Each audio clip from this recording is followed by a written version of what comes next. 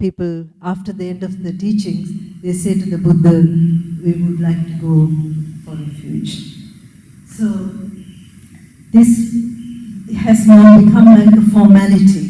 So you will find that even in our Buddhist society, people join in and they want to become, first of all, members, as associate members.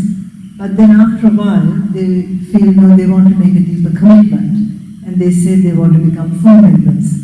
At that point, we ask that they go for refuge and take the 5 precepts, usually from Ajahn Brahm or one of the other monks. And so it's a sort of a formalization of their commitment, if they wish to. So the 5 precepts, as I said, we'll discuss in the next session. Now, the attitude of going for refuge is important, in that it's your foundation as you practice, and it's a refuge, it's what you go to when things are shaky. You remind yourself of the Buddha, the Dhamma, and the Sangha. It gives you this grounding, this shelter. So, the question is, what do we need refuge from? Well, what we need refuge from is dukkha, the suffering that we are inevitably confronted in this life. And of course, if you have a Buddhist perspective, you would say that it is also what we confront in the repeating rounds of birth and death, samsara. So the Buddha has said, according to the teachings that have come down, that just to illustrate the amount of suffering we go through, that the tears that we have wept in the cycle of, in our journey through samsara to now, those tears are more than the waters in the 4 great oceans. So you can imagine how many times we have experienced and grieved and suffered. But fortunately, we don't remember those things. Maybe not so fortunately, but so in our journey to free ourselves from this suffering, we need a refuge. And the refuge is the Buddha, because he, by his own efforts, reached liberation or nibbana or nirvana. And he clearly described a path, which is the Dhamma.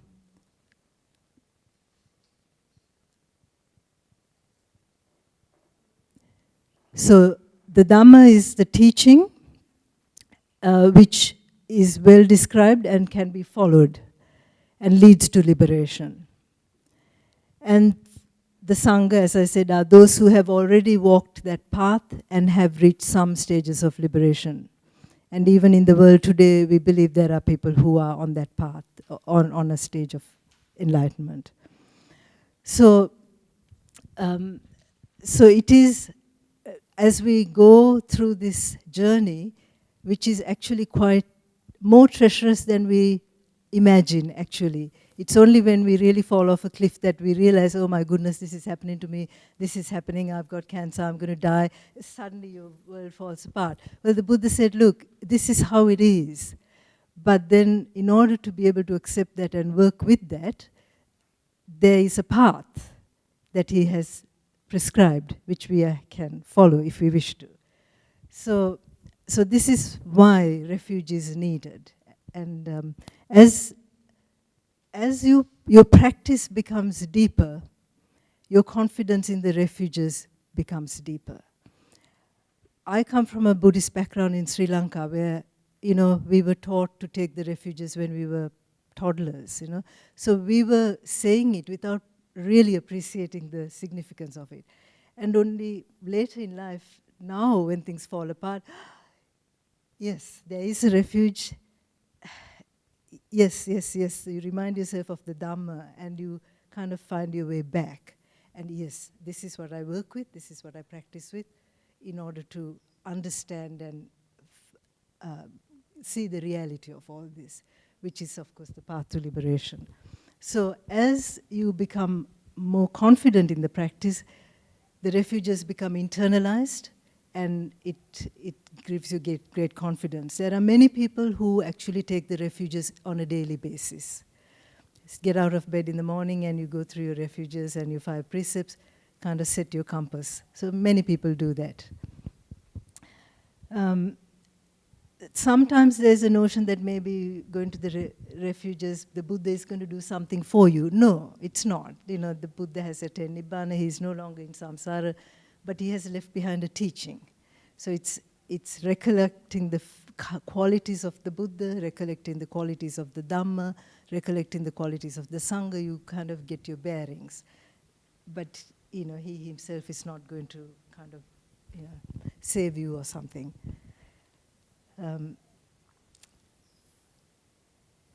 So the tradition of this act of going for refuge is a ceremony, and it's still chanted today in Pali language, which is the language of the Buddha. And you know, it goes back 2,500 years, and I think we still find it moving when I listen to someone taking the refuges and the precepts. Often at Vesak, Ajahn Brahm would lead people who want to make this commitment. He'd go through the refuges and the precepts, and you know, it's quite moving for those. Now, I have given the ceremony here. I'll scroll down a bit later. If you want to, I can recite it just so that you know how it sounds in the Pali and what it means. But it doesn't mean that you're going to take refuges or 5 precepts. It's just, and quite often in some of our ceremonies you'll hear this. So we always start with the homage to the Buddha. Namo tassa bhagavato arahato samma sambuddhassa. Usually you hear it said 3 times. So you homage to him, the Blessed One, the Noble One, the perfectly enlightened one, Samma Sambuddhassa. Then we go for refuge. Buddhang saranang gacchami. To the Buddha, I go for refuge. So the order is Buddham, to the Buddha, Saranam is refuge, Gacchami is I go to. Dhammang, same thing, to the Dhamma, I go for refuge. Dhammang saranang gacchami. Sanghang saranang gacchami. Then you find we say the whole thing this for a second time. Dutiyampi. Buddhan saranang gacchami. Dutiyampi, second time. Dhamman saranang gacchami. Dutiyampi. Sanghang saranang gacchami. Then for the third time, Tatiyampi. Buddhan saranang gacchami. Tatiyampi. Dhammang saranang gacchami. Tatiyampi. Sanghang saranang gacchami. I won't go to the precepts now, but this is the start of that ceremony. It's quite simple, and you know, over time you sort of, yeah, I've heard that. You know, the familiarity comes, but that's what it means. Often when you come here, you will see people bowing to the statue, Buddha statue, and often they bow 3 times. So in a sense, it is the Buddhan saranang gacchami, second one the Dhamman saranang gacchami, third one the Sanghang saranang gacchami. So if you see that, that's one of the meanings of the bowing. So maybe I've said enough for the moment about the 3 refuges. What would you like to know? Are there any questions, comments?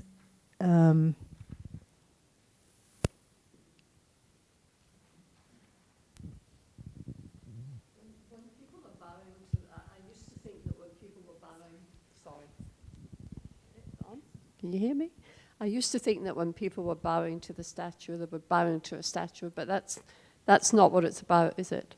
No, it is on the one, at one level, it is paying your respects to a great teacher. Yeah.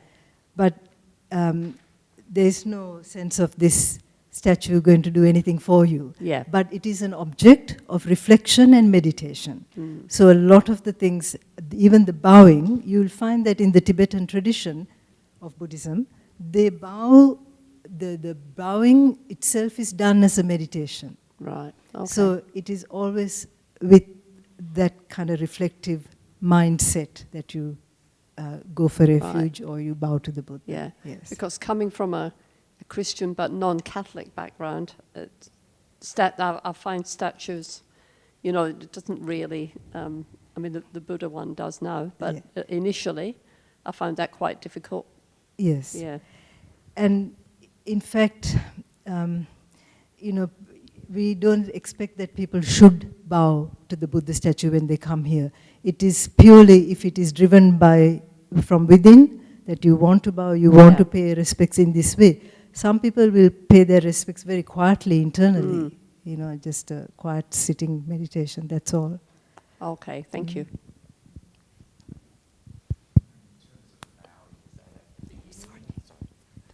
In terms of the bowing, is that at the beginning of a session and at the end? Both, yes. Most of the time you'll find people just walk in and they bow and they sit quietly. And then when the monks come in, they'll do it again. You know. And at the end, we always end with the bowing, yes. Yep. And with taking the refuges, is it required in the Pali language, or no, you can do it in English as well? You can, yes. In fact, in the ceremonies here, we sometimes just do it in English, just give the translation so that we don't, you know, people, the whole idea in the Buddhist teachings, you have to know what you're doing, you have to understand what you're doing. Right. So obviously Pali is not our language, so, but it is a beautiful way of remembering. It's quite concise, and if you know the verse, it just sort of, and you understand what you're saying, it flows, and you know, Okay. To focus your thoughts, get you into that frame of mind, and I find that after the day's travails, when you go up at night and kneel in front of the statue, everything just falls away. You know, as you just bow 3 times, and you can use the practice to suit where you're at, and how it does help some people to gather themselves and just settle the mind. Good. Other people, if you find, oh my goodness, here's another statue, don't get kind of... I'm much easier with it. No. Yeah.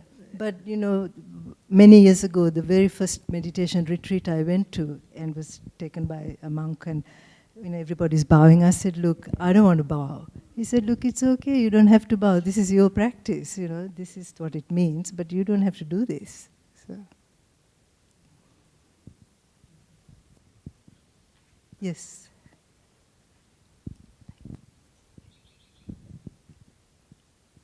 Hello. I just wondered when one can call oneself a Buddhist. I thought it was just the nuns and the monks that were actually Buddhists. No.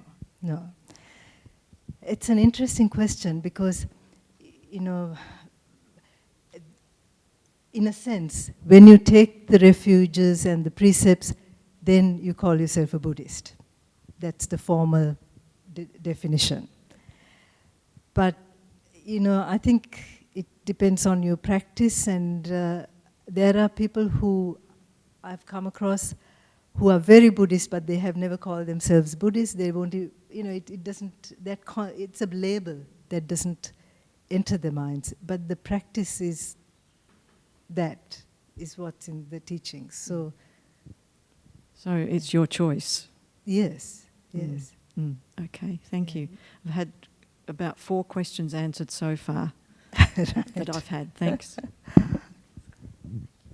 was just going to say, what's another word for refuge? No, that's the word I was thinking of. Shelter. Yes, shelter. Yes. I take shelter. Shelter. Yeah. Okay. Shelter from. Yeah.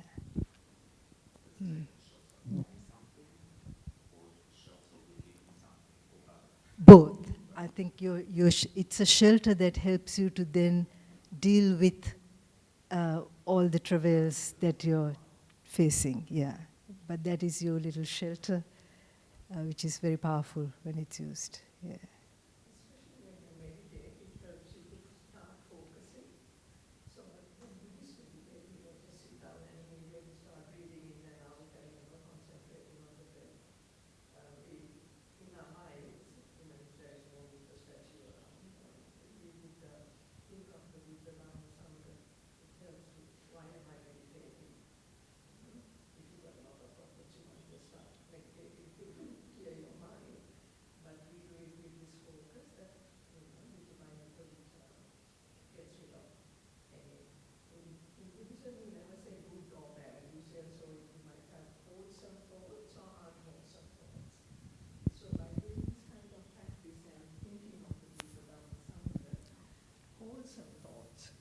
come into your mind very quickly. You know, it speeds up the process rather than you might go around all your problems. Oh, this is why that happened, that is why that happened. All that just drops away. And in many ways, it speeds up your settling down to meditation. When you think of the Buddha, Dhamma, Sangha, you get into that frame of mind quicker. So. Do you have any like mantras or something? You know, I think you said sometimes people wake up in the morning and their way of so you mentioned, you know, some people wake up in the morning and you know, go through a process of acknowledging the triple gem or the precepts, and I just wondered if there were any mantras that people use. I think we don't refer to them often as mantras, but we do talk about chanting. Chanting. Right. So many people would start the day by chanting Namo Tassa Bhagavato Arahato Samma Sambuddhassa, and the whole thing. So many people use that as their sort of pre-meditation meditation, the chanting. Yes.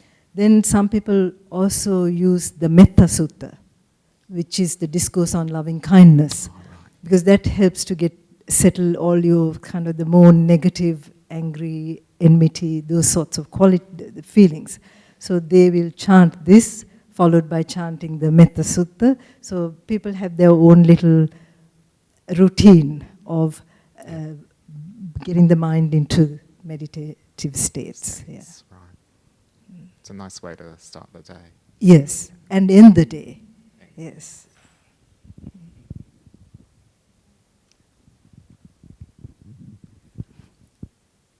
What is our relationship with the monks and the nuns interacting? At one level, there is quite a formal way of interacting. So, because monks and nuns are in robes and they have taken a number of precepts that they have to abide by, called the Vinaya. Monks have 240 rules. I mean, we lay people follow 5 precepts. They have 227, I think, for monks and 300 and something for nuns. We won't go into that. But, so they can't do certain things that we normally do. You come, you shake hands with people. They have no physical contact with others. So there are lots of rules that they have to adhere to, which makes our relationship with the nuns and monks have a certain formal distance in order to respect that, because that is their chosen practice, which helps them in developing their path.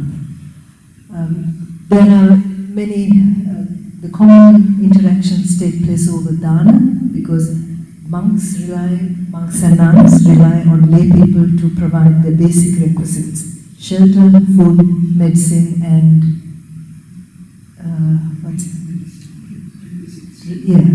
there are 4 requisites.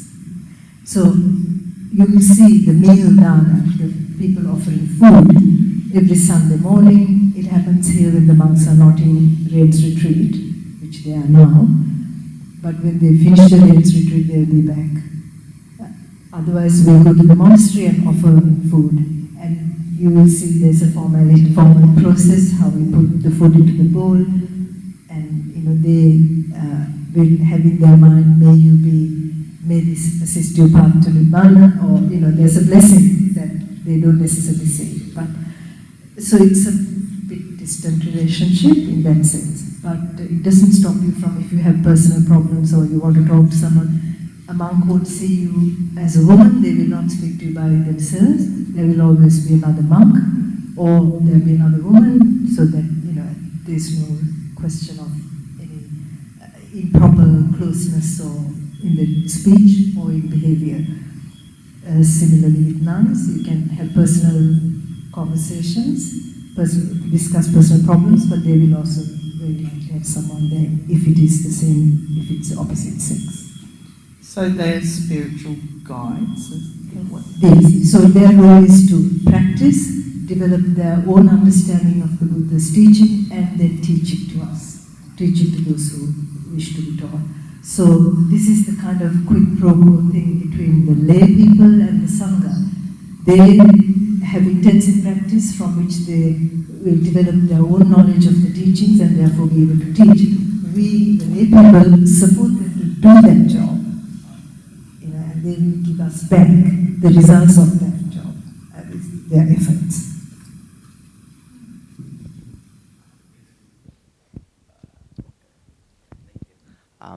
I'm not sure if it's like a good question, but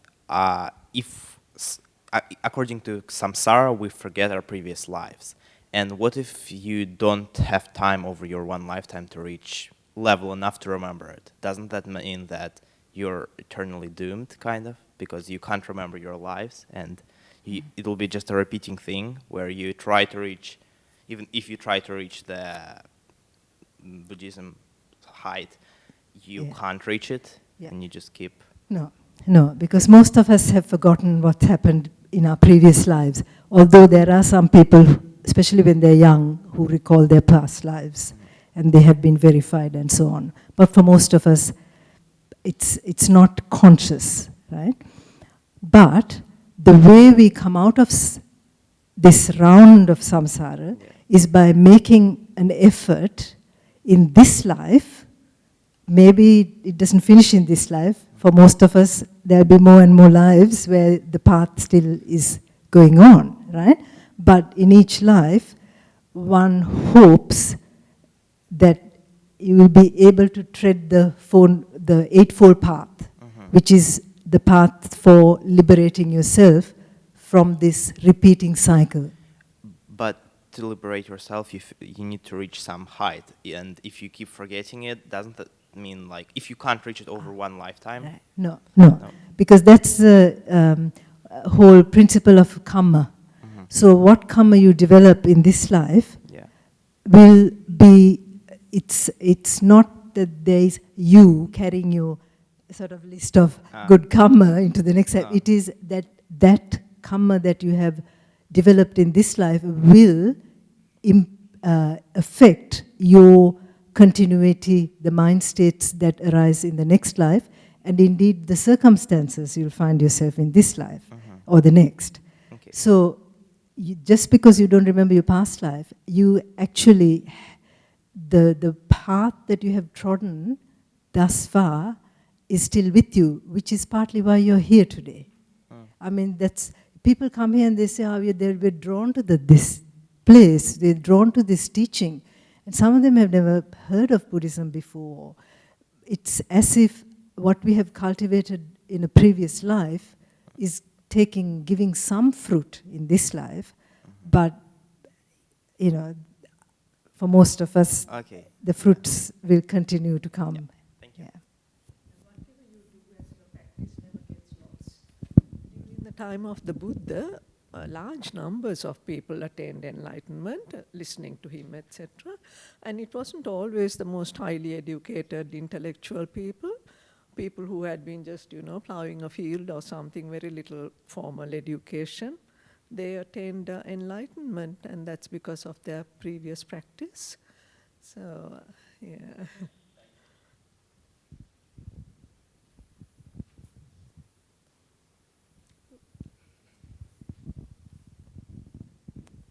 I'll try and word this question correctly. I think I'm right in saying you don't actively convert people.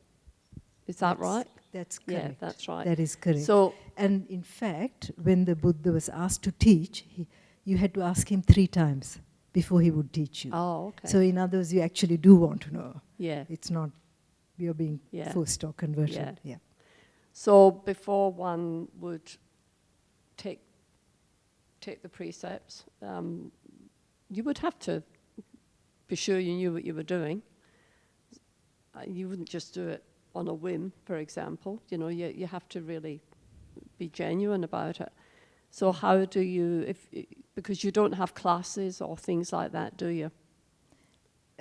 So you would just come here on a Friday and listen to Yeah. the talks and do the meditation and things? Is Yeah. that how you... So those will be general aspects, different aspects of the Dhamma will come out in these talks. Right. The 5 precepts themselves, committing to that, it's a very personal thing, and you start with in whatever way you can. It's not that this is an all or nothing. Some people will start with, the first precept, where you don't harm other living beings. Yeah. You might not give up eating meat to begin with, and you may never in this life give up eating meat, but you will not set out to kill. So the precepts are, it's a spectrum, and it's a case of where you want to, how far you want to take it. But we can talk about that next week. And I think Carl is waiting me to wrap up. No? Okay. Okay. All right. So the question I've got is around the etiquette of nourishing the monks and going down to Serpentine and seeing them during the week early in the morning. What is the actual etiquette there? Because I went a couple of weeks ago and I just felt like a fish out of water, sat in the background and went, well, I better not get too involved. Right. What's the more formal process? Here, I think it's quite, Ajahn Brahm has set a very relaxed scene for people to feel at ease. But what you did is what a lot of people do. You sit sort of to the back and you watch what's going on and work out how they interact with the monks. But for men interacting with monks, it's not really an issue. You can go up to them and ask Ajahns, whichever Ajahn, when can you speak with them? It's usually after the meal. We can have a chat. People will bow to them, but if it's not your practice or your tradition or you're not ready for that, you don't have to do any of that. You just go and say, hi Ajahn, I'd like to have a chat, So it's just that there will be no shaking of hands and hugging or anything like that, but otherwise it's an ordinary conversation. People will bring food to offer. There is a way to offer food and requisites. You place, for men, you can place whatever it is that you have brought, maybe some orange juice or whatever you want to leave in the temple. You offer it and the monk will accept.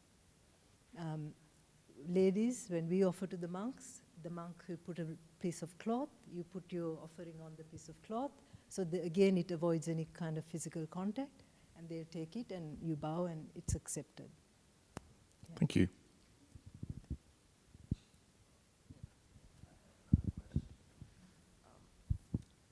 I have a second question. It's also about karma.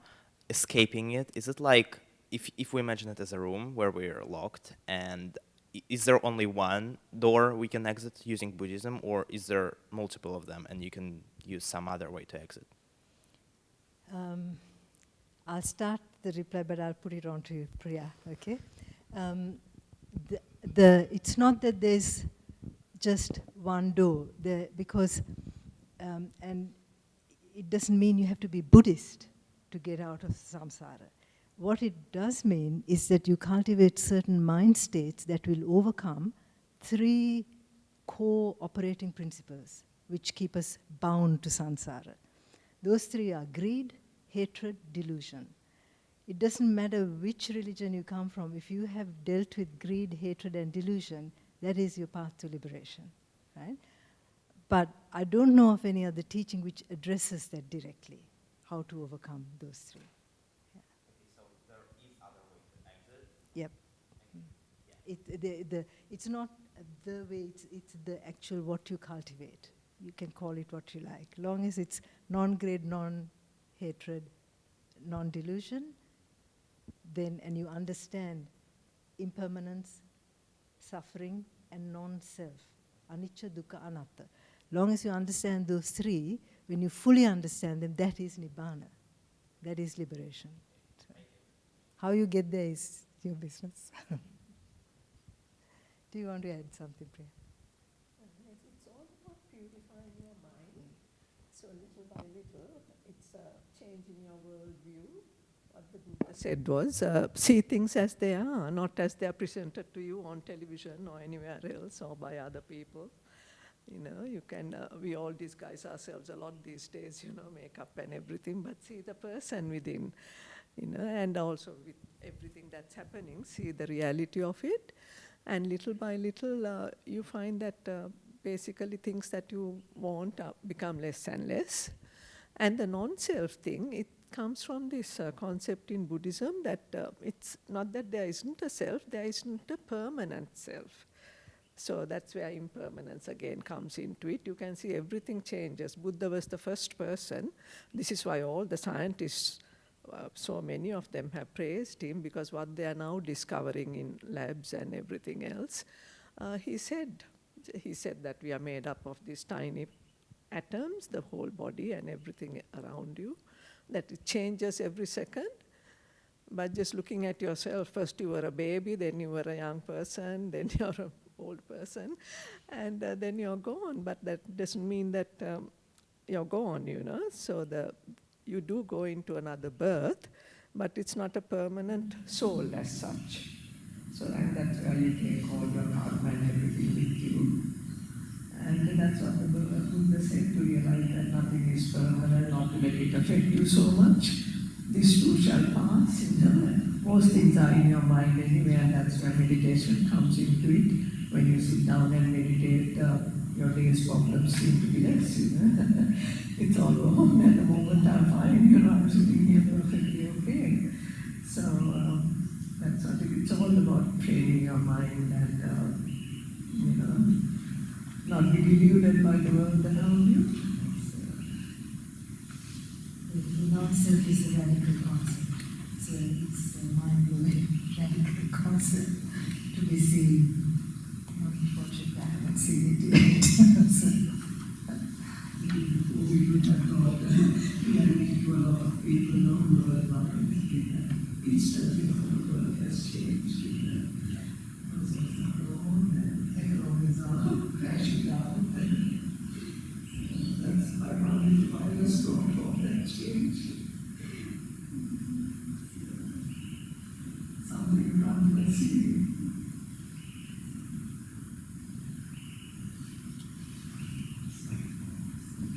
I'm not sure how to ask this one, even if it's a question. So we all come from different backgrounds, obviously, and different religions and stuff. So I probably know what I'm getting at, but I'm not a super practicing Catholic, even though I was brought up in the Catholic tradition. But I guess if you start practicing Buddhism,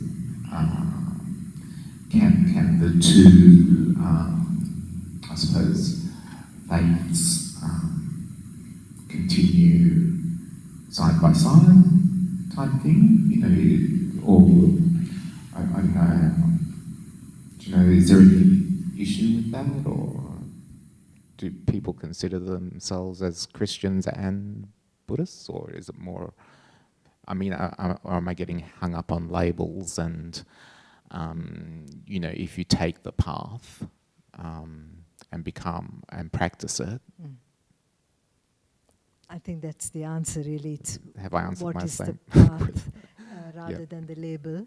And but we use labels. Labels can be handy, and it's not a problem for practicing Buddhists to have a few labels in their thinking, in their, you know, because to question is not unusual in the Buddhist teachings. The Buddha said, question things, find out for yourself. So in this process, you can dip into all sorts of paths and find out what makes sense, and to understand the real state of affairs is what the Buddha is saying is the path to liberation. So there is, I think in some religions there's a real, you can't go into another church or another teaching. There isn't something like that. You know, you explore, you find out, you work it out for yourself. Right, okay. Sounds good.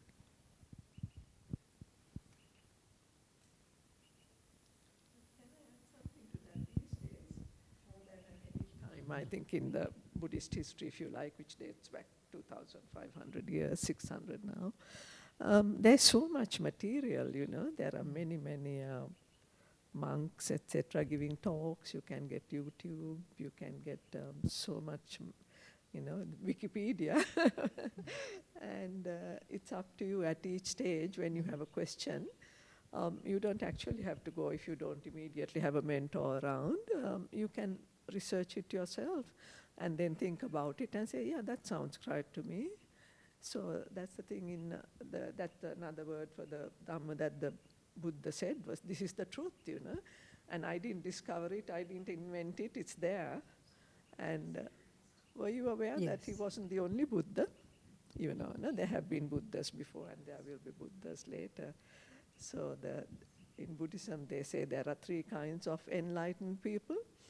There's you and me, we have a teacher, we follow the teacher and you know, hopefully become enlightened. But there were other beings like this who found it for themselves, and they are called the Samma Sambuddha. But the difference, but then there's another kind of Buddha who also found it out for themselves, but they were not interested in teaching others. So there will be a time when Buddhism might not be available, you know, when the world changes, but there will be people who will still find out the truth for themselves. So this Buddha, the reason he is venerated so much is that he was a great teacher. Not only did he discover it, he was able to teach it so that anybody can understand and follow and become enlightened. So that will be the last question before we... That's connected to the previous question. So, and you told that a lot of people, we think that become enlightened by being close to Buddha himself. And a lot of people, they're looking for that, finding this enlightened teacher. How important this personal transfer of knowledge is comparing to looking at a YouTube video or reading it or just trying to understand it. How important it is to find the person and sort of actually exploit him to become enlightened himself. Okay. Some traditions emphasize this, you know, your personal teacher, the relationship with the guru, as being very important for the transmission of the Dhamma. There's a lot of different ideas about that.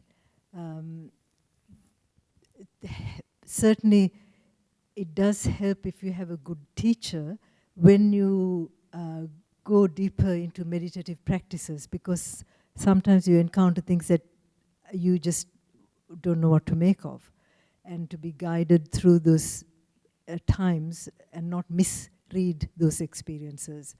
So there are times when a good teacher and access to one is very helpful. But there's a lot we can do to develop the path, even if there isn't the one teacher that you're kind of attached to. In the Tibetan tradition, the transmission is very important. But I was in a Tibetan Buddhist meditation retreat, and at the end I said to this teacher, to the Rinpoche, look, I live in Perth, we don't have that much access to teachers, you know, how do you manage in that case? And then he said to me, if your teacher is not in there, you are in trouble. So